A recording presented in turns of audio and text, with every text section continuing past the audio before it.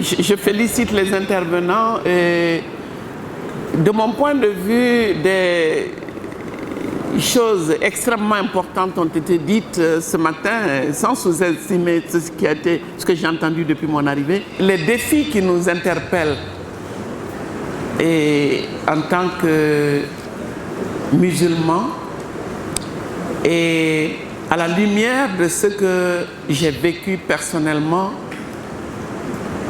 Et je disais hier que, comme toutes les révolutions, bon, appelons-les plutôt les soulèvements populaires, et l'espérance que suscitent et ces moments qui sont des temps forts dans la vie de nos États, et l'alternance est rarement suivie d'alternatives répondant aux questions de vie ou de mort que les citoyens ordinaires se posent. Et c'est un défi considérable qui demeure. Et je disais que quelle est la contribution, notre contribution, la contribution de ce type d'espace à la construction d'alternatives capables de nous garantir une société fraternelle et solidaire. Et cette question, il faut qu'on se la pose davantage. Et en fait, moi, je vais aller au-delà de penser l'alternative. Je crois qu'il faut maintenant qu'on se dise oser l'alternative. C'est une question d'audace intellectuelle et de créativité politique. Et j'ai l'impression qu'il y a une forme de timidité, je préfère l'appeler ainsi. Les gens se refusent de penser. Il y a la censure, mais il y a aussi l'autocensure. Parce que la critique a un coût. Et elle a un coût en politique. Et elle a un coût dans tous les domaines. Si vous avez une ambition politique, vous avez intérêt à reprendre à votre compte les slogans de la lutte contre la pauvreté, la lutte contre, je ne sais pas, on a lutté contre tout. Et finalement, on aura lutté contre les pauvres. Et le système économique, qui, cela a été dit, joue un rôle déterminant et décisif, n'est jamais au cœur du débat. Et tous les jours, aujourd'hui, on pense à la Côte d'Ivoire, on est passé par le Burundi, on va aller au Burkina Faso. D'un État à l'autre, sans arrêt, les Africains sont embarqués dans des luttes fratricides pour le pouvoir. Mais sans jamais de débat sur le pouvoir, pourquoi et quelle est la finalité du pouvoir, comme le dit Tariq. Donc la question de l'importance d'une pensée globale, transversale, et l'arrière-fond historique que Tariq vient de brosser, qui montre qu'en fait, ces questions ne sont pas si nouvelles que ça.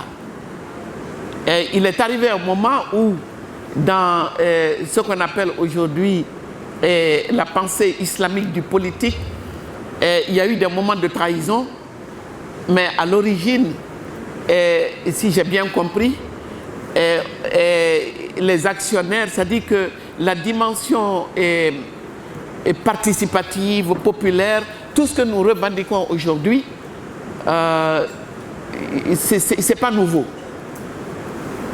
Et pourquoi cette réflexion m'intéresse? Parce que cette année, c'est le centenaire de la naissance de Modibo Keïta, et tout le Mali, les gens sont en train de dire comment renouveler la réflexion, comment nous pencher davantage sur le projet politique des années 60.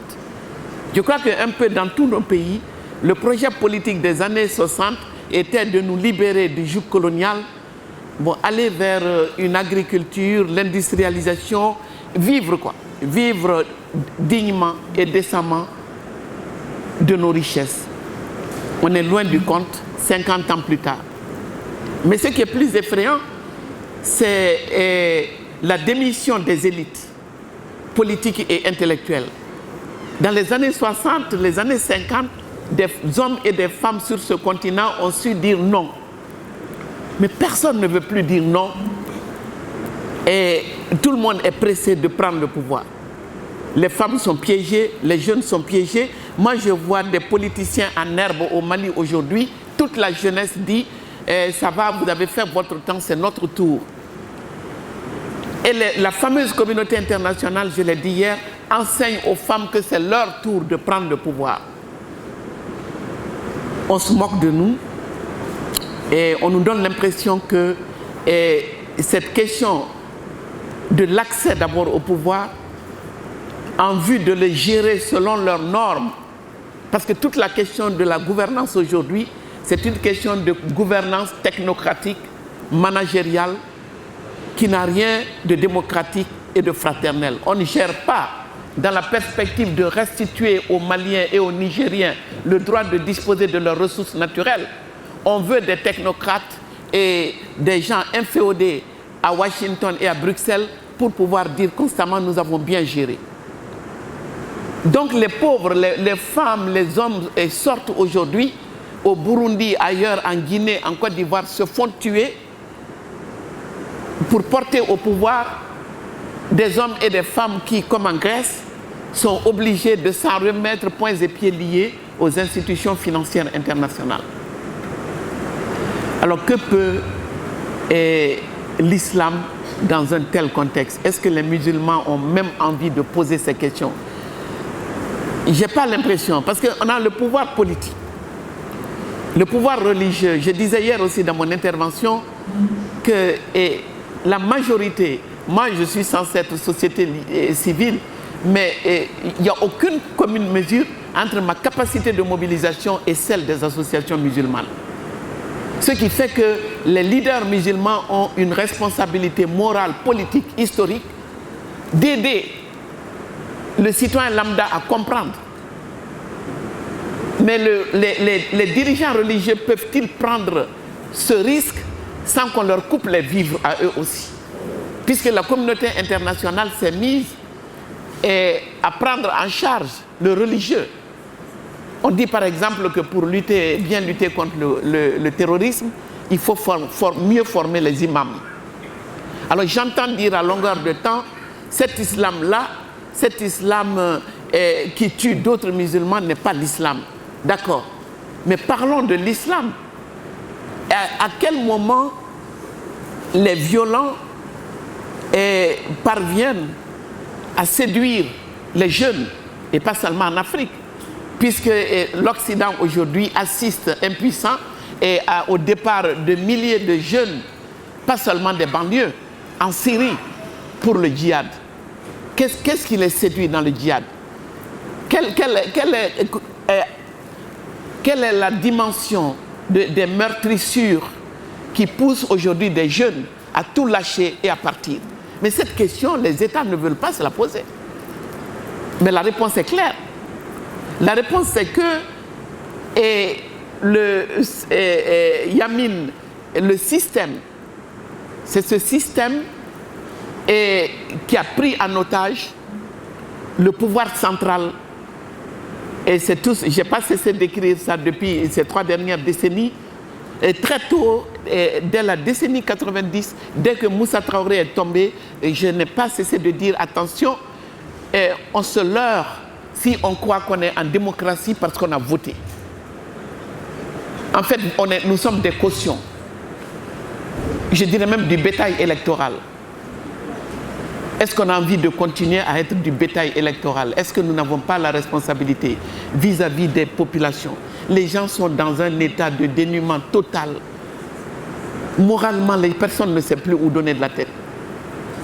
Mais quel est aujourd'hui ce que l'Occident craint naît de tout ce que Tariq a dit. En fait, les Occidentaux savent par expérience qu'il y a un potentiel révolutionnaire véritable dans l'islam et c'est ça qu'il faut entraver en diabolisant les uns et les autres. Mais cette diabolisation est sorti aussi de l'humiliation, parce qu'on est humilié aussi en disant tout ça c'est rétrograde. La modernité, ce sont vos iPads, la modernité c'est la connectivité, c'est la connexion. Mais malheureusement, quand moi je disais encore hier soir, comment réinventer l'économie? Les musulmans devraient avoir le pouvoir de réinventer l'économie. Mais comment y arriver quand des États... vous vous imaginez, en fait, quand j'entends parler les économistes ultralibéraux, l'Afrique ne les intéresse pas. Ce n'est pas les Africains. Tous les Africains peuvent mourir. Ce n'est pas ça le problème. Ce sont les richesses de l'Afrique dont le système a besoin. C'est pour ça qu'il faut absolument... Vous devez lire ce rapport du Sénat français, l'Afrique et l'avenir du monde. Mais l'avenir du monde sans les Africains. Vous avez bien vu qu'on ne passera pas. Il n'y aura pas de visa. Mais il s'agit aussi de nous déposséder. C'est pour ça que l'un des livres aussi qui sera là tout à l'heure, c'est l'Afrique mutilée. J'ai publié l'Afrique humiliée, mais ça c'est l'Afrique mutilée. J'ai fait une sorte de parallèle entre le fait qu'on pleurniche sur le sort des femmes excisées, mais l'Afrique elle-même, je m'excuse, est violée. Ses entrailles sont fouillées pour ses richesses. Ce sont les richesses de l'Afrique qui font marcher cette machine-là. Pas seulement celle du Moyen-Orient aussi. Et il n'y a même pas de hasard. Le fait que l'immense majorité des migrants aujourd'hui et qui posent tant de problèmes à l'Europe viennent du Moyen-Orient et de l'Afrique. Mais même cela ne les interpelle pas. Qu'est-ce qui s'est passé dans ces deux régions du monde? Ils ont voulu exporter leur modèle de démocratie. Il faut nous imposer leur croyance en une démocratie libérale. C'est ça le vrai problème. Dans toutes ces régions, la chute des grands États arabes était planifiée, programmée, mais aujourd'hui, nulle part il n'y a de résistance. Pour l'instant, il ne reste plus, pour ce qui est de l'Afrique en tout cas, que l'Algérie.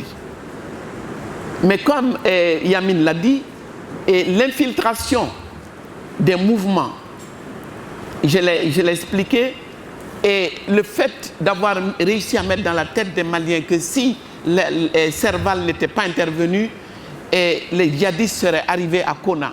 Mais qui a poussé les djihadistes à aller vers Kona?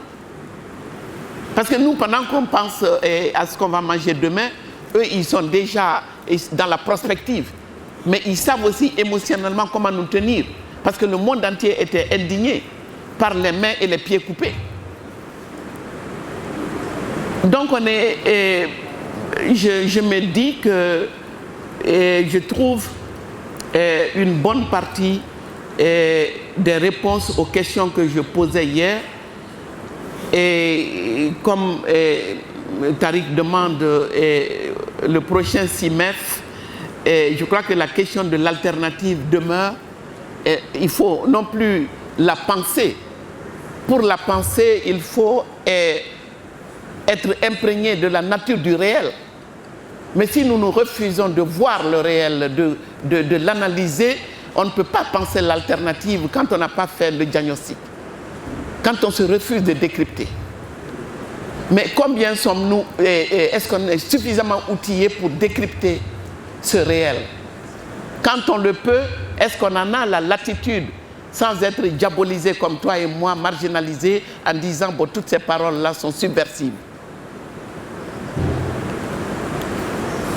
Je m'arrête là, je crois que j'ai dû passer. Merci.